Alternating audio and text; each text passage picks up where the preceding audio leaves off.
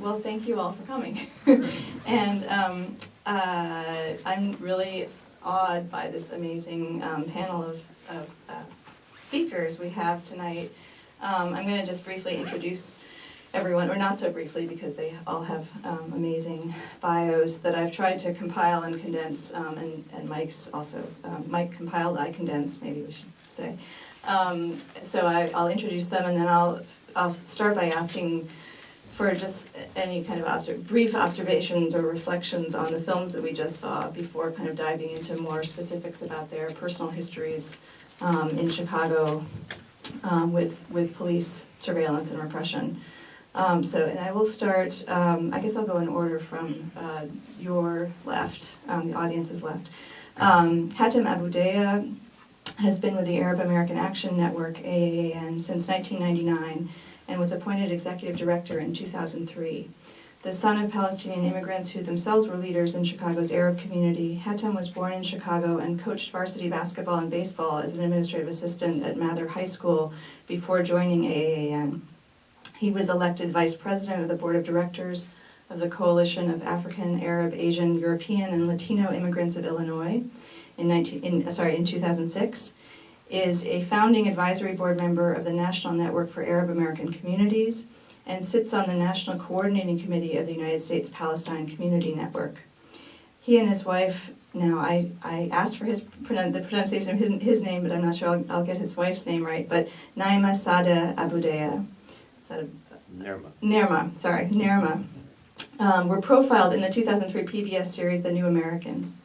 In 2010, federal agents raided his home and seized his computer and quantities of paper files, part of a pattern of targeting pro-Palestinian activists. And obviously this is a case that brings some of the issues of the films that we just saw up to the present. Matt Piers is a shareholder and president of Hughes, Sokol, Pierce, Resnick, and Dim. He has over 40 years of experience. Don't want to make everyone older than they are. 40 years of experience in commercial tort and class action litigation in a broad array of federal and state courts around the country. After law school, he established a private litigation practice focused on constitutional, civil liberties, and employment discrimination cases, as well as class actions and other complex litigation matters. From 1984 to 1989, he was the Deputy Corporation Counsel of the City of Chicago and was in charge of the supervision of all litigation for the city under the administration of Mayor Harold Washington. In 1979, he joined the litigation team for the Red Squad case against the City of Chicago, in which the Alliance to End Repression and the American Civil Liberties Union of Illinois sued the City of Chicago and the Chicago Police Department's Red Squad Intelligence Unit. The suit alleged the CPD was spying on and disrupting community organizations for political reasons and in violation of First Amendment rights. In 1981, the lawsuit resulted in a court order that barred police surveillance outside of specific criminal investigations, and we'll be talking a lot more about this case, I think because our other two panelists were plaintiffs on the case. Micki Leaner first came to the attention of authorities when, as a high school student, she picketed HUAC with then City Council member Anna Langford, HUAC being the House Un-American Activities Committee. She worked with the Southern Christian Leadership Conference and the American Friends Service Committee when Dr. Martin Luther King was in Chicago, and she helped write the landmark contract secured by the tenants of buildings owned and operated by the largest slum landlord on the west side of the city of Chicago. She was active in the national mobilization to end the war in Vietnam, a member of the Chicago Women's Liberation Union, and also of Jane, the collective that provided safe abortion services in Chicago, and in particular in Hyde Park, when abortion was still illegal. She was a co-founder of the Women's Prison Project and a founding member of the People's Law Office, taking part in the defense team for the Chicago 8. So you can see ample reason why she might have been subjected to surveillance by the Red Squad, given its extended view of its powers, and she was a plaintiff in the Red Squad case. And Peter Kuttner has worked in the Chicago, to my right, has worked in the Chicago area as a cameraman and director of documentary films, and as a camera assistant on Hollywood features. In 1965, he made his first film, Cause Without a Rebel, about Northwestern University's lack of student involvement in the civil rights movement. Immediately after graduation, he was employed by the federal government's War on Poverty program to teach filmmaking skills to African American college students, resulting in 2 collaborative student-led works, Tackle is a Girl's Best Friend and Mary Had a Little Lamb. In 1967, Kuttner, along with John Jost and others, started the Chicago chapter of the radical documentary film collective Newsreel. In that capacity, he worked on April 27th, the first film we saw, and I think you hear his voice talking about being beaten up by a police officer in the middle of the film. By 1968, he had started working with the local documentary production company, Cartemquin, a relationship that continues to this day. For Cartemquin, Kuttner worked on the films Hume 255, Trick Bag, and Now We Live on Clifton. His commitment to political activism extends from filmmaking to his work with local community media groups and as a union member of the IATSE. And I'm not actually sure what that stands for. Stands for the International Alliance of Theatrical Stage Employees, basically stage hands, but they're the union that represent people who work on movies as well. So I wonder if maybe each of you could just, just kind of off the cuff briefly talk about any particular reflections or observations you had watching these films and thinking either about the historical events that they're dealing with or the present and relationships between the two. I, for one, was interested to learn, and I didn't know that Ed Koch was once a liberal. That was sort of one of the takeaways. Not necessarily a leftist, but at least a liberal. But I think there's a lot of issues to do with the protest in public space and the scrutiny of police activities and how that's kind of potential for citizens to kind of look back at what the police are doing, and just the sort of maybe thinking about the present, the way in which the fear of communism is kind of mirrored by the fear of terrorism, or the use of the idea of the terrorist as a way of enabling extended police powers. Maybe Hatem, would you want to start? Thank you. There were a couple things from the film that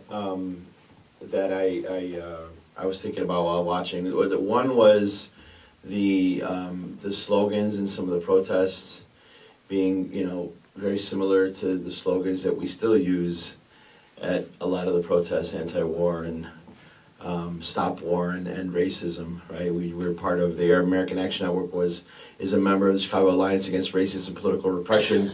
We participated in really the biggest war, the biggest rally against police crimes and for police accountability on August 29th in the city. Close to 3,000 people were there, and we're still challenged by the structural racism that is attacking communities, especially communities of oppressed nationality and communities of color.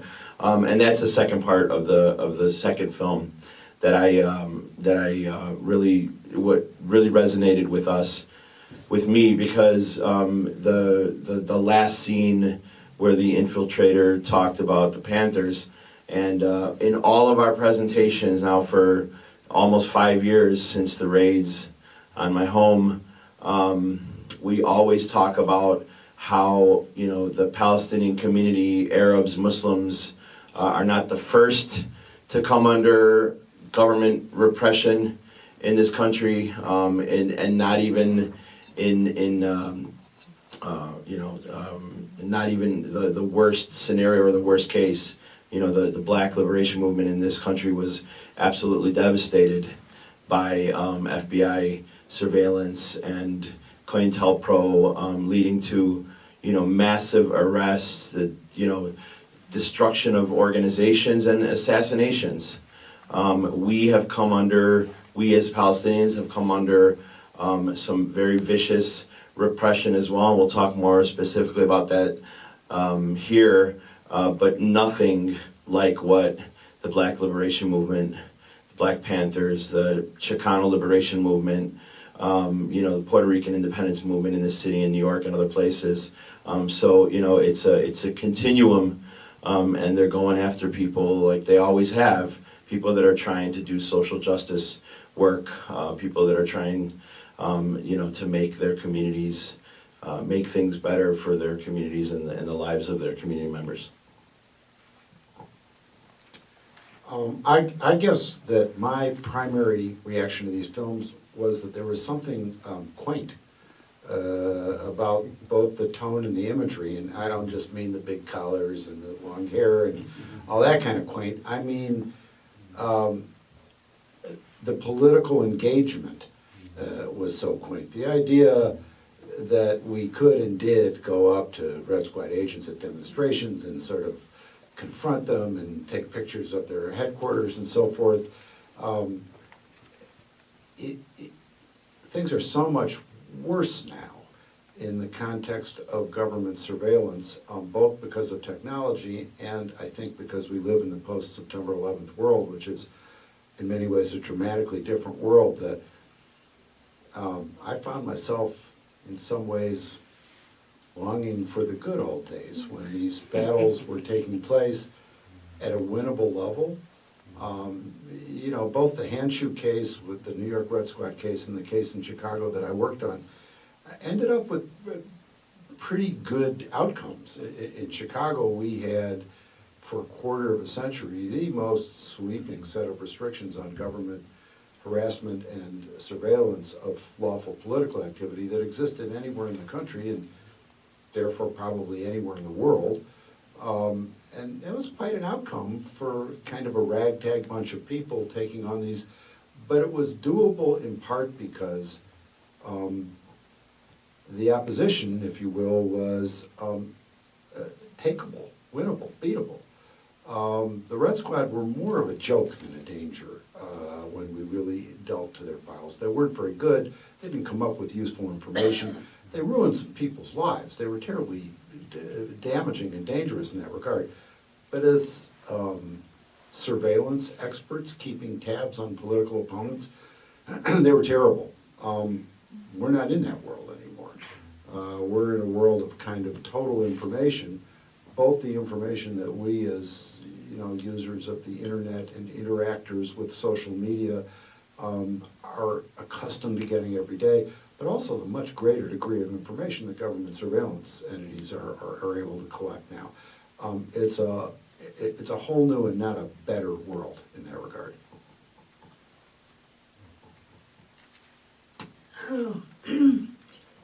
As I watched this, I hit all these biological reactions, fast heartbeat, all this sort of stuff, remembering what it was like. And it didn't seem so benign back then at all.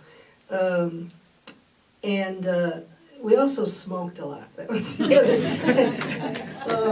other thing that I noticed and had forgotten because it's been so long. Yeah, Marbles in every city.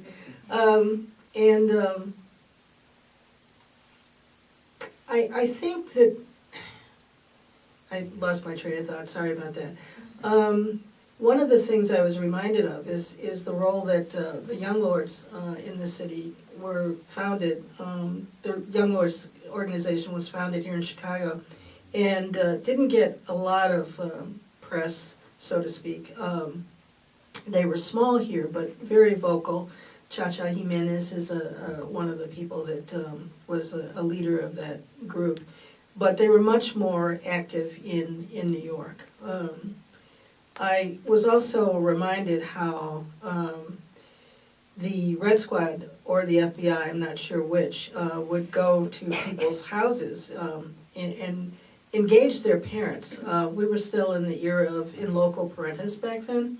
And so your parents allegedly had a lot of control over you and could, in fact, determine what you were engaged in, what you were involved in. And I was reminded of how either the Red Squad or the FBI, again, not sure which, because in some ways they were interchangeable, went to my mother's neighborhood and went to all her neighbors and asked about had there been any white people in the neighborhood, i.e. SDS people. They were looking for Bernadine Dorn at the time, who was on the most wanted list.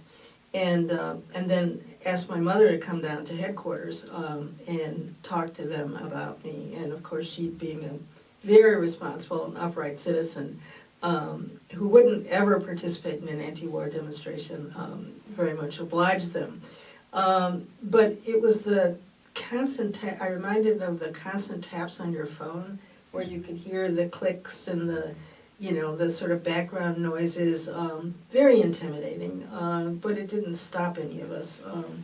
But in some ways this seems really kind of benign, but it didn't feel that way. I just want you to know that.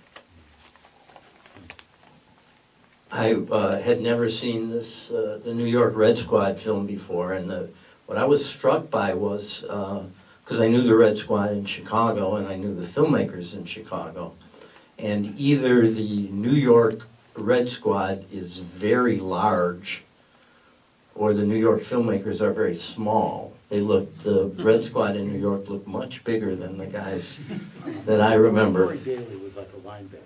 Well, yeah, he was thick, but he wasn't that tall, really. This personal sharing that Micki just did about her mother and the FBI probably looking for Bernadine Dorn, because the Chicago police actually never charged her with anything. Similarly, there was a knock on my door the morning after the weathermen had set a bomb in the U.S. Capitol building, and 3 guys were looking for Mark Rudd in this time. I said, Mark Rudd, who's he? I was sort of like the guy in the black Volkswagen. Then they asked me a bunch of questions, and I didn't answer any of them. But as they left, they said, say hello to Mary. Well, this was important because Mary was supposed to be, who was living with me at the time, my girlfriend, who was supposed to be in the custody of her father, was breaking her, she'd been released from jail. Is that on bond? Is that right? With the idea that you would have to live with her father. She was about 22. And she said, it was on a Wednesday, she said, well, I'm not going back to my father's, and I'm not going back to Allegheny County Jail, which was where the bond was from. So we called the city, or the county, and found out that in 1970, it was, you could transfer the custody of the woman from her father to her husband. So we took advantage of that medieval law, and we got married on the following Saturday, which made it legal for her. So in a way, that was a major change in my life, and the happy part of the story was that out of it came our daughter, who was probably the only child born in wedlock of the entire group that I was running around with. That's all right, I've got one. So actually, maybe I could ask Peter and Micki both to talk about how you became plaintiffs in the lawsuit against the city. I was first asked if I would represent the newsreel group, who were the people responsible for the first film that you saw, which, by the way, that was not my voice. I'd been beaten up during the disturbances around the King assassination, and actually jailed, and I didn't want that to happen again. So I was pretty slick by that time. But I did take a lot of those pictures there, and I was there for that. Anyway, at one point, the newsreel office was raided by a group of young white thugs who maced the person on duty and stole a bunch of films. They were set up by the Red Squad to do it. Ironically, the group of organizers that I was working with at the time, besides newsreel, was called Rising Up Angry, and was part of this Rainbow Coalition that was mainly formed by the Black Panthers. So that's where the Young Lords came from, the Young Patriots in Uptown, Rising Up Angry, who were trying to get into white working class neighborhoods and talking to kids about that. And it was funny about the kids. They were, the young white men mainly could have gone either way in those days. They just wanted the action. And I brought them around the newsreel office to show them some films. And when the Red Squad got to them, they went to that side and they came back and raided the office. So I was called, I don't know if it was Matt or not, it could have been Bob Howard, it could have been Chip Burley. Someone asked me if I would represent newsreel in the case. Mainly because they couldn't find anybody else. I didn't remember who it was that got maced. In any event, I got a call back some weeks later saying, we've compared the files of what the Red Squad, how the Red Squad interceded in newsreel, and we have your files as well, and we think we have a better case against the Red Squad with you being a plaintiff. I think I was involved because it was either Jane or it was either National Mobilization to End the War in Vietnam or both. I knew Bob Howard. His sister and I were involved in Jane together, and so that connection went that way as well. And because of my long history, I'm really not as old as I look. I am. Anyway, because of that, there were a number of places where it was clear that I had been surveilled, if you will, by the Red Squad and by the Chicago Police Department in general, and probably by the FBI as well, most likely. And so it made sense to agree to be a part of the class action lawsuit. So that's how I was involved. I don't know if you want us to continue going down, Sure, but the aforesaid Bob Howard's eldest child just walked into the room and joined us. She's sitting right over there.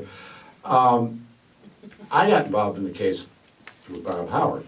I was a year out of law school. I was invited to join a law firm with Bob and two other lawyers, all of whom were senior to me. I thought this was the opportunity of a lifetime. I could get trial experience. I left legal aid. I signed up right away, and Bob Howard decided not to show up. So we ran our law firm for several years without Bob, who went to work for the Better Government Association, and was one of the lawyers seminal in developing the ACLU half of the Alliance ACLU Red Squad cases. But while he was doing that, I was trying every kind of case that came in the door and making no money, I might add. And so when it looked like the case had to be tried, Bob reached out to me and asked me to join him and prepare the Red Squad case for trial. So that's how I got involved in the Red Squad case. And then, of course, we never had to try it. We ended up settling it, mostly, I think, because Jane Byrne realized that she was in a lot of political trouble, and the last thing she wanted to do was have her city lawyers in court as elections were coming up, defending the really indefensible activities of the Red Squad. And I don't want to leave the misimpression of my quaintness comment. They were incredibly damaging because they scared people, because they really did destruction to people's lives. But as intelligence agents, they were a joke. Yeah, Hatem, could you talk maybe about your experiences and kind of relating back to the Red Squad? So there's two major stories here in my case. One begins on Friday morning, September 24th, 2010. I wasn't home that morning. My mother was battling cancer. She died the next year. So I was at the hospital till about 4 in the morning. My sister starts work right around that time, so I stayed at my folks' house to take her to work. And then I passed out on their couch like I had thousands of times before. And get the phone call at 6 in the morning from my wife, who said the police are here. And at that point I was like, well, I had a bunch of outstanding parking tickets, but I figured it wasn't the police. I knew it was probably the FBI, and it was. There were 6 or 7 agents at my home, and they were there for a few hours before they moved on to the home of a colleague of mine colleagues of mine, Stephanie Weiner and Joe Osbaker. 2 homes in Chicago that morning were raided, 4 homes in Minneapolis, and the office of the Anti-War Committee in Minneapolis. Ultimately, 14 people were subpoenaed to a federal grand jury that morning, including myself. 9 others subpoenaed in December of that same year. 23 folks altogether. We call ourselves the Midwest 23. All of us refused to testify to the federal grand jury, and to this day there have been no charges, no indictments, no anything. The thing that connected all 23 of us is that we all had participated in some way in the organizing of the Republican National Convention protests in Minneapolis in 2008, a few months, 2 years before the raids. The other thing that happened while that organizing was happening in the Anti-War Committee in Minneapolis was the main institution leading that organizing. There was an infiltrator. A woman had infiltrated the Anti-War Committee there. Later on, we find out she was there at the behest of the FBI, and she's the one we believe has the alleged evidence against us. They tried in the search warrants and in the in the documents for the subpoenas. They wanted to make the connection between us and material support of foreign terrorist organizations. Folks who had done work in support of Palestinian liberation, Palestinian self-determination, others who had done some work around Colombia at the time. People know Plan Colombia, billions of dollars that went into the Colombian government to support paramilitaries that were going after peasantry and working class in Colombia at the time that were fighting for their self-determination. And so the organizers all had those things in common. Of the first 14, I was the only Arab and Palestinian.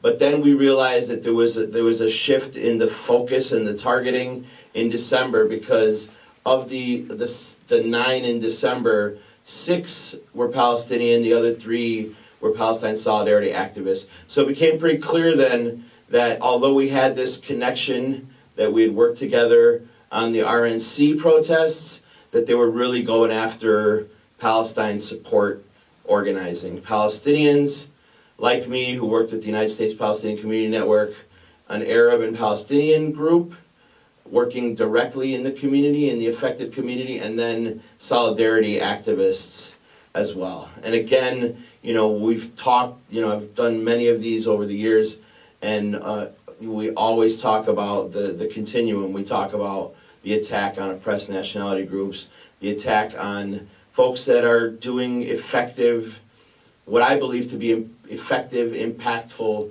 work. The political context here is that we believe we're winning, the Palestinians.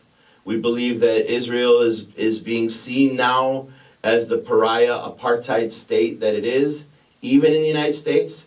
We're making a lot of gains in the Palestine support movement, especially with boycott, divestment, and sanctions. And when you're doing good work, and when you're threatening U.S. interests, then you're going to be coming under attack. And then I'll segue into the case of my colleague, Micki Leaner. She's the Associate Director at the Arab American Action Network. Please pick up this 2-page info flyer outside. It's very important information, because in October of 2013, she was actually arrested and indicted for unlawful procurement of naturalization. She had spent 10 years in an Israeli prison 45 years ago, and she was forced into a confession by the Israelis, the first Palestinian who ever came out publicly about sexual assault and torture by Israelis in prison. She was tortured into that confession in 1969. She was put in prison for 10 years. It was a public case. She testified to the United Nations about this torture. 45 years later, they arrest her in Chicago, the Department of Homeland Security, claiming that she lied on her application for citizenship because she did not say she had ever been arrested before. Clearly a case of targeting because she is part of the Palestine support movement, and clearly a continuation of our case. We believe very strongly that they didn't have anything in our case. We had said that we had not violated any laws, that they were coming after us only because we were organizers and activists, and they came across Rasmiya Aouda's name while investigating us. That's what we believe very clearly. She was convicted in a Detroit courthouse, federal courthouse, last year. She was sentenced in March, but as you'll read in the flyer, we are appealing the case. People's Law Office folks have the case, Michael Deutsch and his crew, and will be oral arguments, and the appeal will be in Cincinnati on October 14th. Could I say something? Sure. You just mentioned the lawyer Michael Deutsch from the People's Law Office. He's also involved. He was involved in the case of the NATO 3, was it? Which, if you read about, was a total setup. I mean, they said, "Hey, you guys want to make some bombs?" And they said, "Yeah, let's make some bombs." And then they're in jail now for 3 years, so, or for however long. So that was another case of infiltration and intimidation. And mentioning Rasmiya's case and torture also takes me to John Birch. While he wasn't infiltrating anything, the fact that he and his cohorts were torturing men to get them to confess to crimes was certainly intimidation, not only of the men who confessed often to crimes that they didn't commit, but to the community as a whole. We made a film in the early 90s about the Birch case, and in interviewing people just in neighborhoods, asking them about the case, it was clear that everyone in certain communities, depressed communities, knew that it was going on. And everyone knew that there was a chance if you got arrested that you would get tortured. And this was real, and it's come out, and I hope everyone knows about this. This was real torture. It's the same torture that happened in the tragedy of 9/11 and the tragedy of the war on terror. That kind of stuff that you read is what they did in a police station on the South Side. I want to get to some audience questions, but I wanted to mention one more thing, which maybe has a question in it for Matt, which has to do with access to the Chicago Red Squad documents, which are now at the Chicago History Museum. Part of the settlement was to enable the opening up of those documents, I think 25 years after the case. And this is just coming from my personal experience of consulting them, so anyone can go and consult them. You can't publish anything that you see in them without the consent of the... About others. About others, right, about others. And one of the things that I've observed in kind of thinking about how to try to publish information from these documents, of course, all police officers and informants' names are redacted. But to be able to kind of grasp the extent of the overreach of the Red Squad in terms of the kind of surveillance that they were conducting, you have to get the consent of so many people, right, to be able to, and that was, I think, done with the intent of protecting people's rights to privacy and their First Amendment rights. But it also means kind of historically, now that it's so many years hence, that it's actually it's difficult to get to track down people and track down their children or their spouses, and to try to find ways to actually make available information about what the Red Squad itself was actually up to. And I'm just kind of curious about that the thinking behind the. I mean, I think the way it's done, that you have to have the consent of the people who were being surveilled, was done for good reasons. But I think it also means now that it's difficult to actually put on display what the police were actually up to. Yeah, you're absolutely right. We had after we settled the case, we had the city wanted to destroy the files, And we had a fairly vigorous fight with them that they needed to be preserved for historical purposes, so that they could be consulted by people just like you who are interested in these issues and want to learn from history.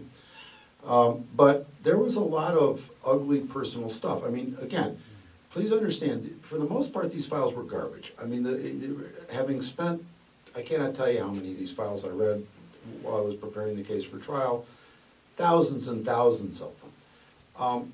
And the most abiding conclusion that you came away with was, what an incredible waste of money went into funding the Red Squad, because it was garbage. These were largely untrained police cadets thrown out into roles that they weren't really trained for. And my favorite story involves a fellow whose name I won't mention because he's risen to be a fairly prominent member of the legal community. He's a judge, in fact. But while he was in the police academy, he was tapped to become a Red Squad guy. He never had to finish the academy and graduate. They sent him out to the squad headquarters, which at the time were out on Navy Pier, the old Navy Pier, not the rehab fancy one that you all have probably visited, but the dump where UIC used to be and where the Red Squad was. And they assigned him to spy on a group called the Organization for Better Austin, which was a very prominent pro-integration militant community organization on the West Side Austin neighborhood, headed by a famous firebrand in Chicago named Gil Sincata. And this fellow rose to be the president of the organization, not once but twice, as a Red Squad undercover informant. And by all accounts, by the way, he was a pretty good president of the organization in those 2 terms. And so when we got the files and we discovered the identities of these folks and we got to depose them, I got to depose this guy. And I said to him, well, what were you doing in the Organization for Better Austin? And he said, oh, my mission, I was staffed to look for the indicia of communist infiltration. And I said, well, what does that look like? And he said, well, what does what look like? I said, the indicia of communist infiltration. What does the indicia of communist infiltration look like? And he stops and he says, I don't think anybody's ever asked me that question before. It's a good question. I have no idea what the answer is. If I could interrupt, he didn't respond to my invitation to appear at the I'm not surprised. We talked about this. I'm not surprised. Look, and I think he would look back on it with a certain degree of shame and embarrassment too, but I mean, he was proud of the fact that he did a good job running the OBA. But in there as well were personal things about people, ugly personal things about people that had been uncovered, embarrassing things about people's personal lives, about people's sex lives. I mean, things that by no means were we going, for the sake of history or any other reason, to make public to the general world because we had obtained these files in the course of litigation. There were friendships, painful friendships, best friends discovered that their best friend from the movement was actually spying on them the whole time and was a Red Squad spy. So there was a lot of horrible stories and a lot of fear and so forth. So we decided to try and have our cake and eat it too. We donated them to the Chicago Historical Society. There are a set of restrictions that were negotiated on the access, but this was so long ago now that I wonder whether, I left the Red Squad case in the early 80s when I went to work for the city because I had sort of switched sides. Now it was a different mayor, but I could no longer be involved in a lawsuit against the city. So what happened thereafter, I only know about, I wasn't involved in, but I think by now it might be possible under FOIA and or petition to the court to get all the restrictions lifted, because I doubt there are a lot of current privacy interests that anybody would care about at this point. I also think that sadly we've evolved to a point where privacy means much less in our society because we have so much less of it. So it is possible that they could be opened up completely. Can I respond to that a little bit? Oh, you go first. Oh, yeah, thank you. I think it was problematic for me because when you have friends in a number of different entities and organizations, and you know that there are people who cooperated with the police, and particularly with the Red Squad, it's important to know who those people are so that you can sever those relationships. those people may still be in my life. I don't know whether that's true. I also wanted to say that to support the brother here, this stuff is still going on. I can't tell you the number of times, actually it's every single time I go to the airport to fly anywhere, whether it's overseas or whether it's within the domestic United States, I'm stopped and my stuff is searched. And I haven't done anything for a long time that I think is worthy of note. And yet I am still on probably the Homeland Security because a lot of stuff got subsumed under them. So whatever, it's like I've got this trail that is following me and probably will for the rest of my life. I don't care, except it's annoying to get stopped when you're trying to get on a plane and you've got to, pass through their shoe test and all that kind of stuff. So it's not like it's over with. And do not at all be subsumed into thinking that you or anyone else may not come under the purview, because somebody you know who knows somebody you know who's somebody they're watching that can involve you in the snare of their investigations. Matt, I think that I had a question for you, but before that, I want to say that you kind of I think you kind of underplayed the victory in that. Is it then now comes the question? Is it not true that this consent decree, which said there would be now they would put limits on the spying, at the very least made it more difficult for them to do it? I don't believe they stopped it, but it did. It was a great propaganda victory, and it called people's attention to it. And and then the question finally is: do you think that it had an effect from the 80s up till 9/11? I think it was a terrific outcome. And as I said earlier, Peter, there nowhere in the world probably, but certainly nowhere in this country, did people live under a set of broader legal protections with regard to First Amendment political and speech activities than in the city of Chicago in the years after the consent decree. There weren't such rules. Look, for instance, at the settlement of the Handshoe case, at the New York case, and the Chicago case. They're like night and day.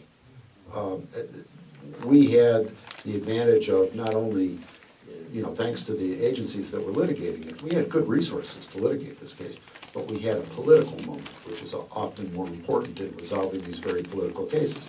That political moment was a vulnerable alcoholic woman mayor who desperately wanted to get reelected, who was totally erratic because of her heavy drinking, and who decided on a whim to sort of do a 180 and instead of fighting the case, settle it. Settle it. I don't care about the details, settle the goddamn thing. So we spent unbelievable hours negotiating a decree that was so detailed.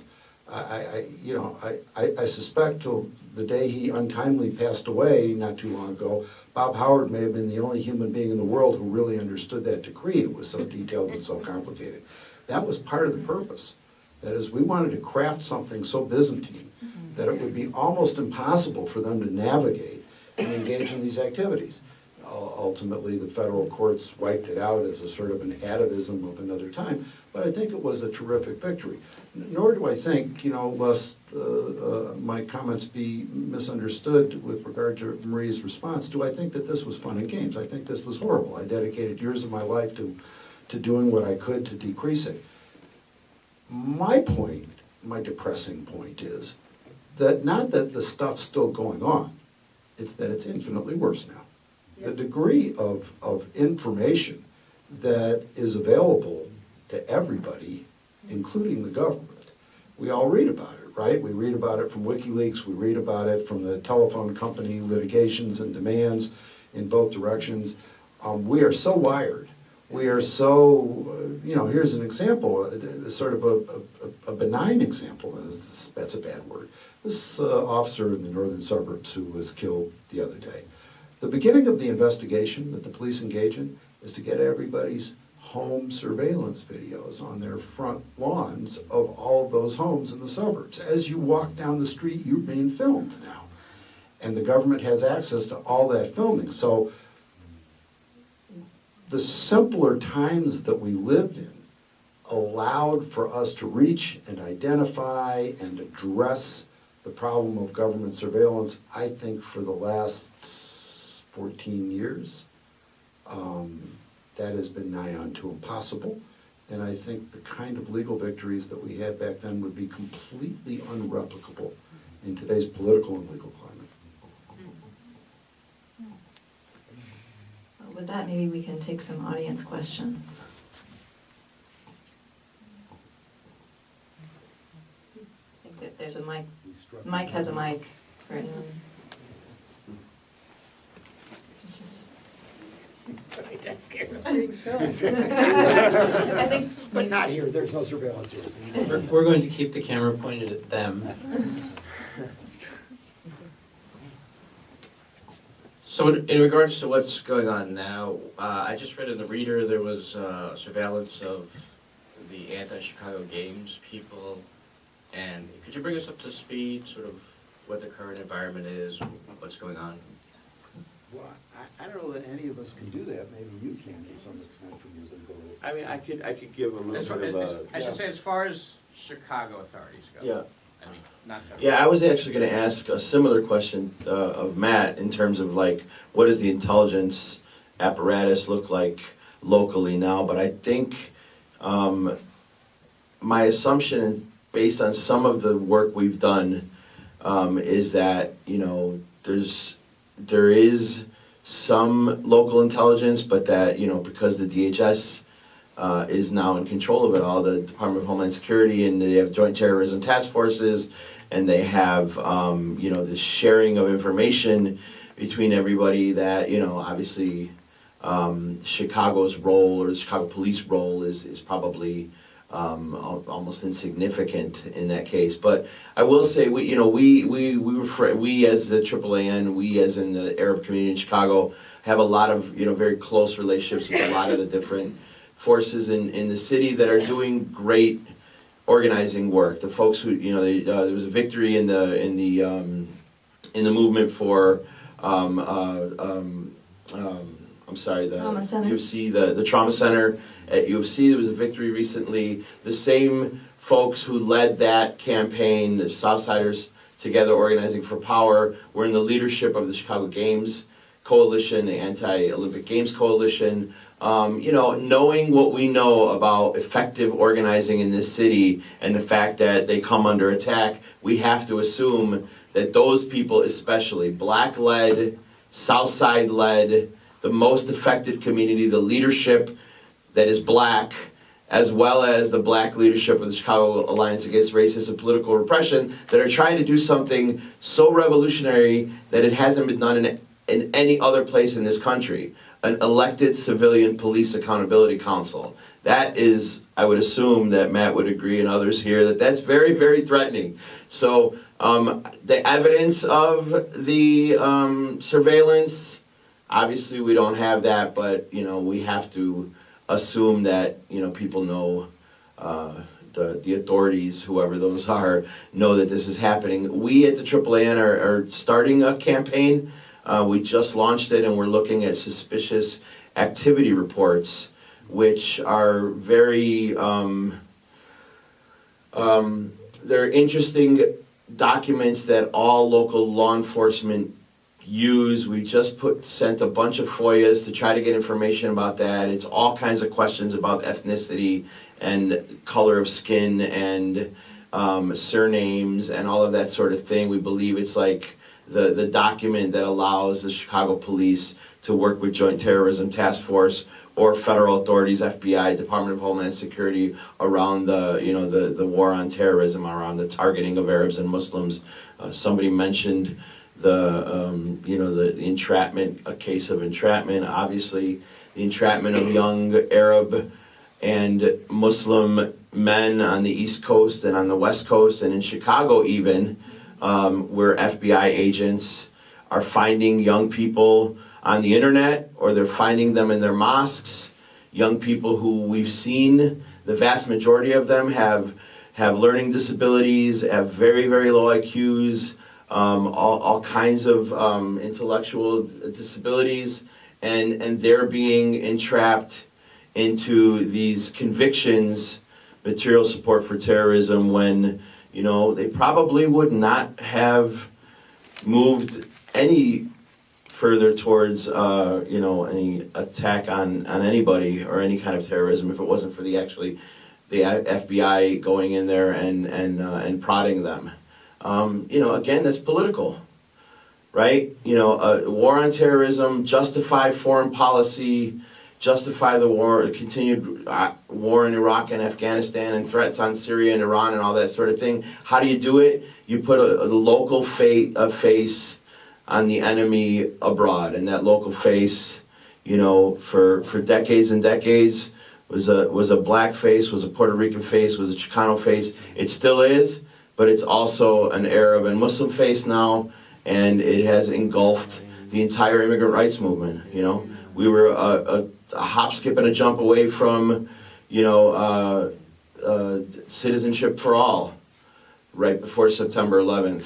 And now we're so far away from that, it's unbelievable. And it's criminalizing, immigrants are being criminalized, we believe, Latino especially, Mexican and Central American, because of the policies of the post-September 11th war on terrorism policies. Could I say something on that? I should ask the moderator. I'm really glad that Hatem brings up the question of racism. I think there's a real reason why Micki still gets stopped at the airport when I fly a lot, and probably by the late 70s, early 80s, they stopped asking me anything. I remember specifically flying on the first day after they had banned flights after September 11, and I can't tell you how many box cutters I had in my toolkit. And I went to Midway Airport. I was all set to open it up and show them everything and show them my union card that I could work with this stuff. They didn't even ask me. They just sent it right through. Anyway, that's what I wanted to say. You brought up the trauma center, Hatem, and in those protests, we had a very recent case of the University of Chicago Police, the third biggest police force in Illinois, were using infiltrators. I don't know if anybody remembers more details about that, but so it is still happening. And sort of to Matt's point, it was kind of really amateurishly done and was obvious to everybody that it was happening. I want to ask Micki and Peter and Hatem, actually. Did you know that there were infiltrators, or did you suspect? And how did that affect your sort of daily interactions with people in the various movements that you were a part of? Yes, I knew that there were infiltrators, and I also knew that they, as you said, I think, Matt, that they weren't necessarily very intelligent in the way that they approach things. But you learned to be paranoid, not from a medical definition paranoid, but from a sociological position. You learn to be paranoid. You learn to pay attention to who was around you, what you were saying, and to whom it was being said, in case it was being recorded. You learn to disguise conversations on the telephone in particular. We used to play with them. When you picked up the phone and you could hear the immediate click, you knew that there was someone from the other side listening to your telephone call. And so we would say things like abracadabra, you know, we just do nonsensical things just to mess with them, if you will. So you did learn to watch the company that you kept. I mean, I had a very small circle of close friends. And I kept it that way for many, many, many, many years. It's still kind of a small circle of close friends, because I don't at any point think that I'm immune to their messing with my life, if you will. Especially when, you know, I'm on a plane coming from Europe and I'm detained for several hours for no apparent reason, other than, a rigorous search of my luggage, I hadn't been anywhere where I could score dope, whatever that is. And so, there are things that don't make any sense. At any rate, to make a long story short, I still watch what I say, and to whom I say it. And, like the rest of us have learned not to say, well, I've got a bomb in my pocket when you're on the airplane, because it just automatically attracts attention. There are certain... Probably have attracted attention in the old days, too. Yeah, in the old days, too, yeah, exactly. So, but you just, you watch the company that you keep. I always did and probably always will.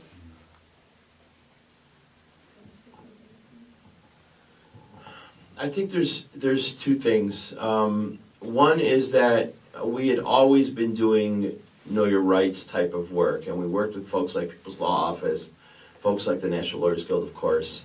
There's a new generation, a pretty large one now, of Palestinian and Arab attorneys who are doing work specifically with the community around this kind of repression, like Palestine Legal, which is a very, very impressive new organization. So there's that. There's always been the ongoing know your rights work. But the second thing has happened is whether or not some folks from the anti-war committee in Minneapolis, I will say, after it became clear that this Karen Sullivan wasn't who she said she was, some folks said we suspected something. I don't know what that means exactly. We obviously didn't know she was an infiltrator until the day we were subpoenaed and raided. We tried to everybody was calling all of the members of all of our organizations and informing them of this raid, and we continued to try to call Karen, and then finally got a call from the FBI office there saying, don't call this person anymore, she's with us.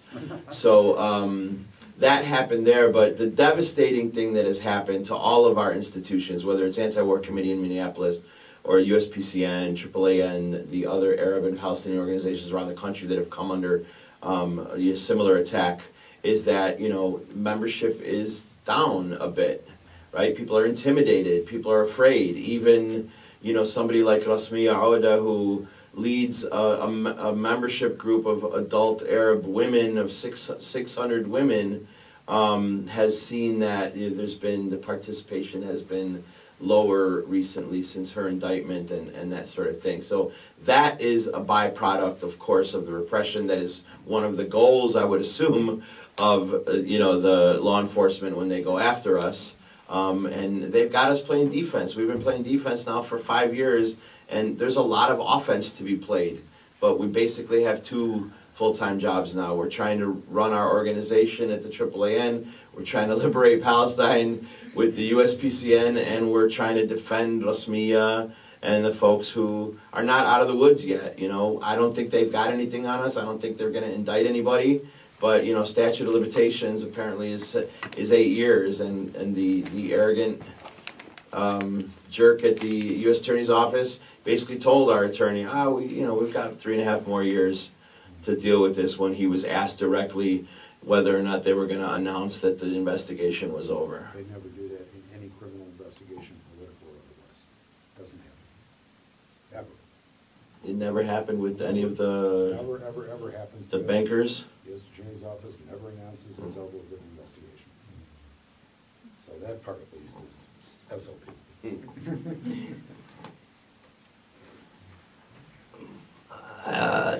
My experience is pale in comparison, that's sort of a pun, isn't it, to people of color that have been harassed. And I hope you didn't miss Hatem's opening about assassinated. At the same time, we were being followed by the Red Squad and harassed in different ways. It meant we had to move apartments sometimes. An infiltrator was in the apartment, doped up Fred Hampton, and Mark Clark and Fred Hampton are dead. Although I have to say, I was taken with the picture in the New York Red Squad, where they arrested 4 bombers, and one of them was an infiltrator. One of the other people they arrested was named Sam Melville, who was picked out by the guards and assassinated at Attica in 1972 when he was serving time for this setup with the bomb.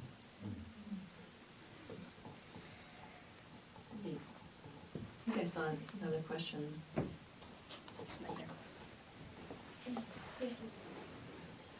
Do you know why Chicago's the second most photographed city in the world next to London? It seems to me that it all just happened all of a sudden with our new mayor, and I know a lot of parents were against putting the cameras by schools, and it seemed like it wasn't going to happen, and now they're just everywhere. And I know with Daley, there was a big uproar about it, and he said, okay, well, we'll only have them if there's little blue lights flashing. They'll only be in gang neighborhoods. So you always knew where there was a camera because there was a blue light flashing, and now they're just kind of really hard to see. It's almost like they're hiding them on purpose. And, you know, besides it being for our safety, you know, because that's why everybody's sort of letting it happen, I guess, you know, what's going on? What's going on?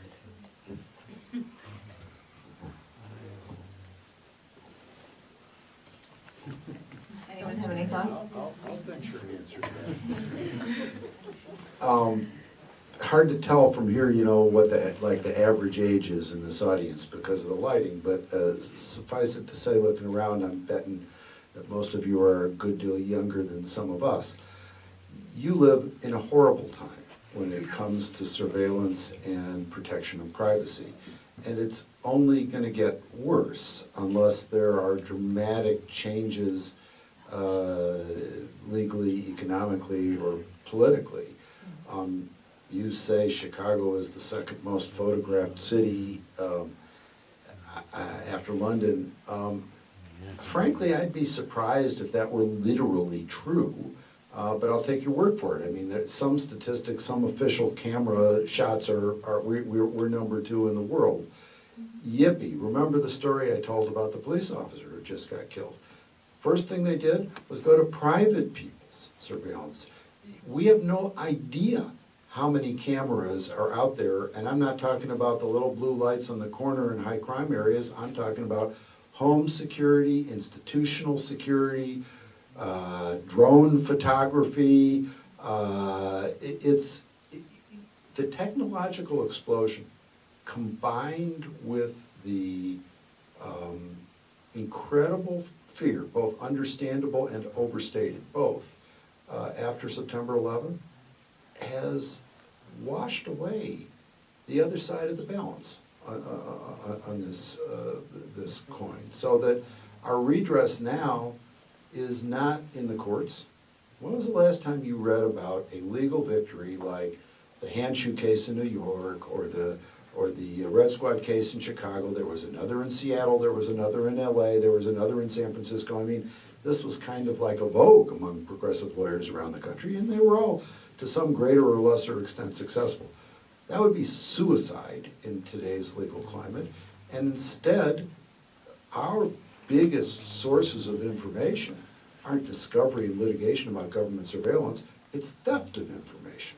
Thank God it happens, but I mean, it's theft of information like WikiLeaks. That's how we know so much about what is happening worldwide in terms of surveillance and international cooperation. And I think it's gotten worse not only because of technology, but the trump card in our legal system, in our civil liberties safety net in our legal system, the place where it always fell apart was national security.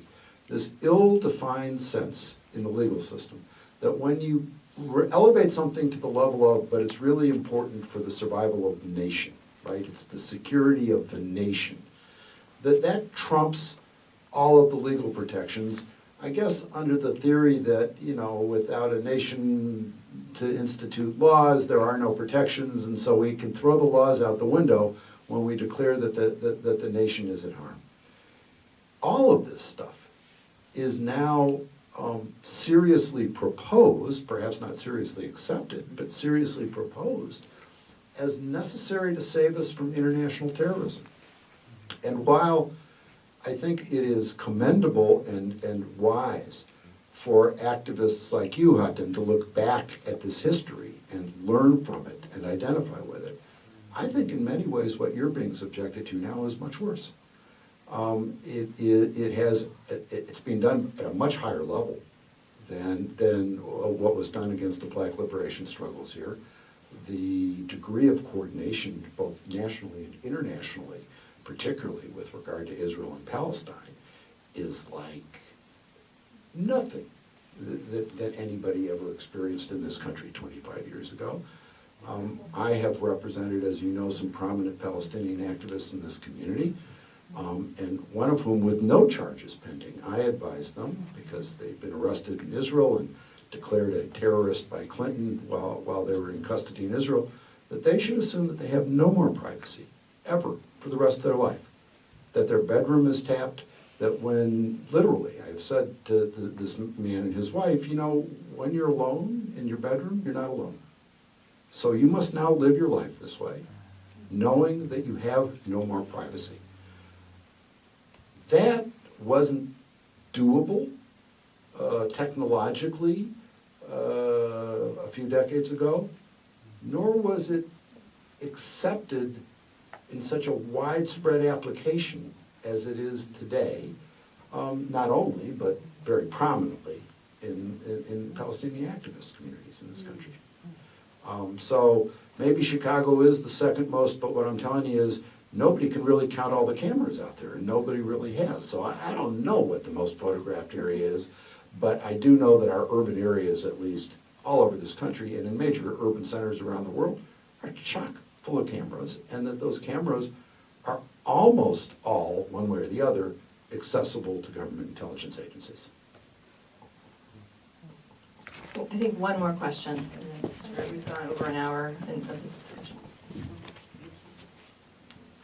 So what is the Red Squad?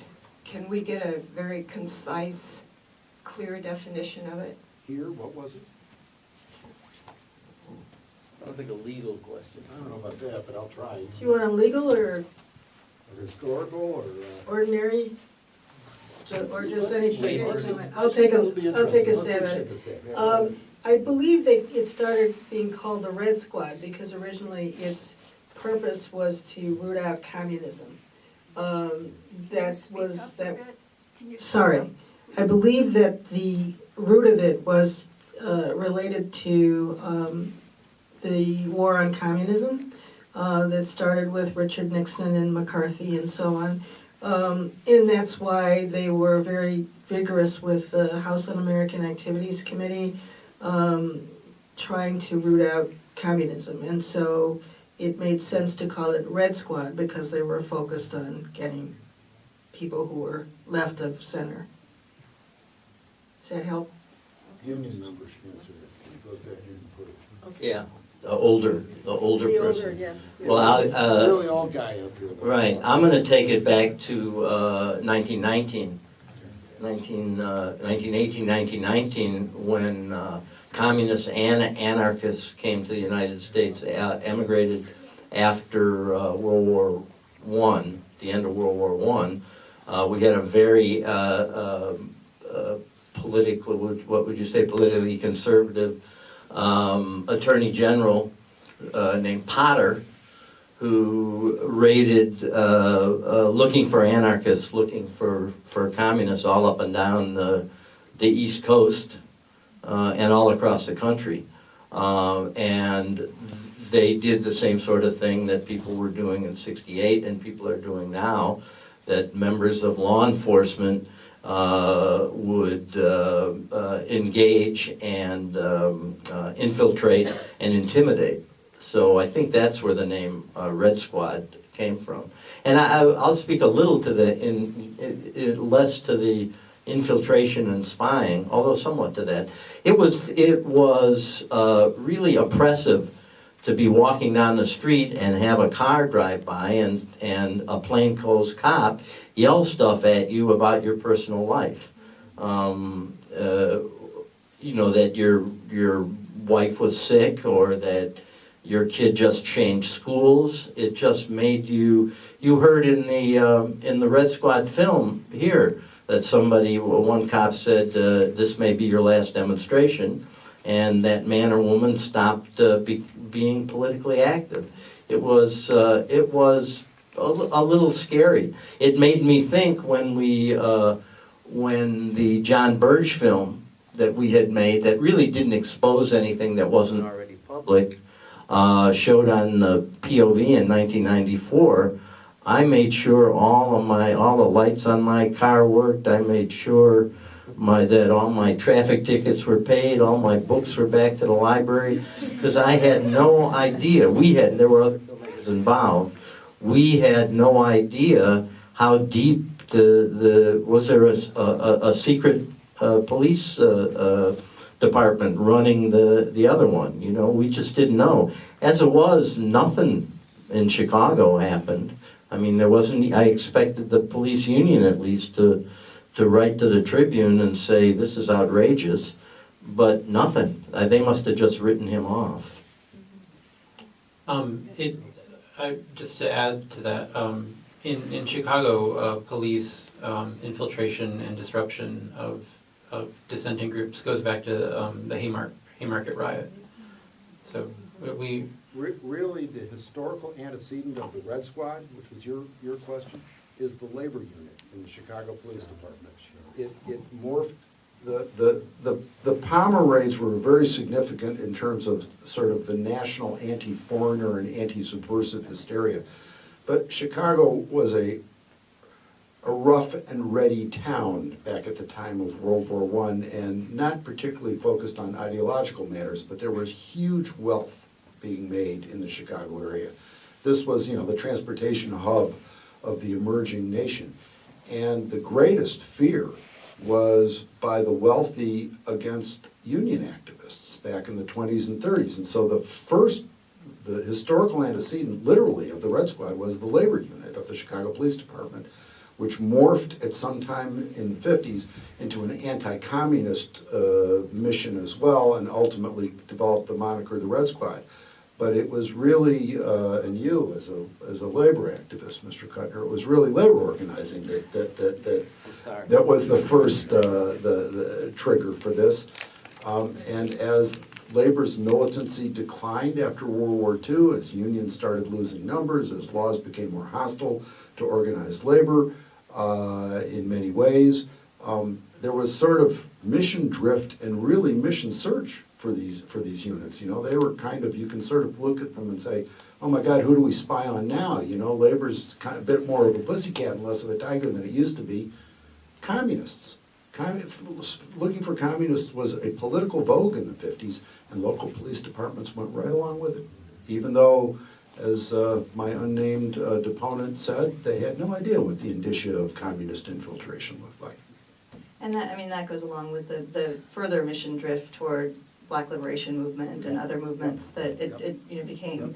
There's no particular communist connection whatsoever to be found, but there's some sort of sense that these are people we need to be looking at, and yeah. And then it morphed to the federal level too, and became COINTELPRO and all of those kinds of organizations. And then I'm not sure what word it was you used, but it suggested to me that it's in vogue. Maybe that's what you said, that it's much easier to oppress communities now under the word of terrorism. Even though I think statistics show that more white people in the United States have committed terrorist acts than people of color, but still, that's easy. Yeah, of course. I don't want a mailbox to blow up. So it's okay if the police do this. So I do want to just see if there's any sort of note of optimism that we can find in terms of, seriously, like what can people do, right? Like is there any agency to be found in people's own capacity now to use their cell phone cameras to record what police are up to, or are there kind of legal avenues that can be tried? And just is there anything we can say about what should happen? Well, I want to say, speak to the power of the people, as we used to say, that whether this goes on or not, people will engage and people will go to the streets and people will fight for what is right. And that's the optimistic part, that as much as they push us down, we're going to push right back. And I think the intimidation is designed, obviously on purpose. And when you keep hearing things like New World Order and New World Order, this is now the new normal. And I think we have to come up with different ways of strategizing and working against it. And that includes all the things you were talking about, continuing to organize on a community basis at the ground level. And the more we do that and the more we resist the New World Order, hopefully we'll be victorious. I still am optimistic that in the end the people will win, but it's going to be a long haul, I think.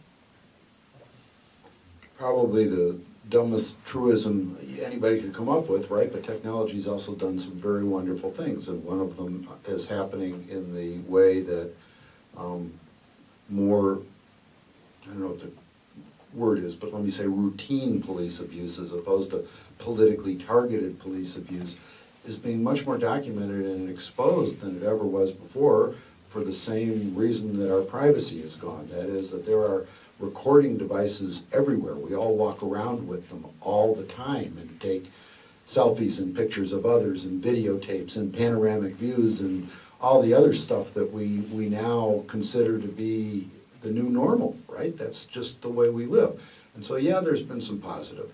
But one of the old truths of the good old days is as true now as it was then, and that is that you have to carry on your political activism with the understanding that you will be observed by people who are critical of your political activism. The idea that you can effectively secrete your work works only if you don't want to reach out to other people. And effective political work involves reaching out to other people. And so I think you have to behave with the uncomfortable knowledge that you've got to be careful in what you do and how you do it, because you won't be guaranteed the kind of privacy, frankly, that we had in our youthful years of political activism.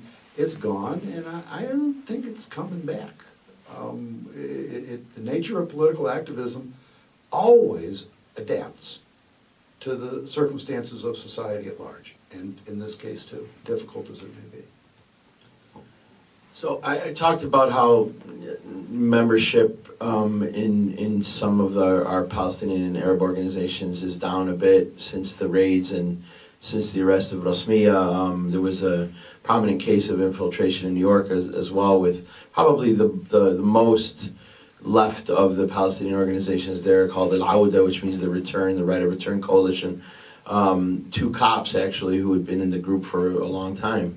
And finally were exposed, and then they came under indictment and that sort of thing. So that is true, but I think it's also true what Micki said earlier, and that she doesn't care, right? I mean, she gets stopped at the airport. It's annoying, but she's going to continue to do her work. And I think folks, in the movement, that because there have been victories, especially in the Palestine context. And people know that, regardless of how horrible the repression is here, it's nothing at all like the repression in Palestine. We talk about the Black Liberation Movement here and the assassinations. Well, there's extrajudicial assassinations every single day in Palestine. People who are being killed for holding a flag and organizing a protest.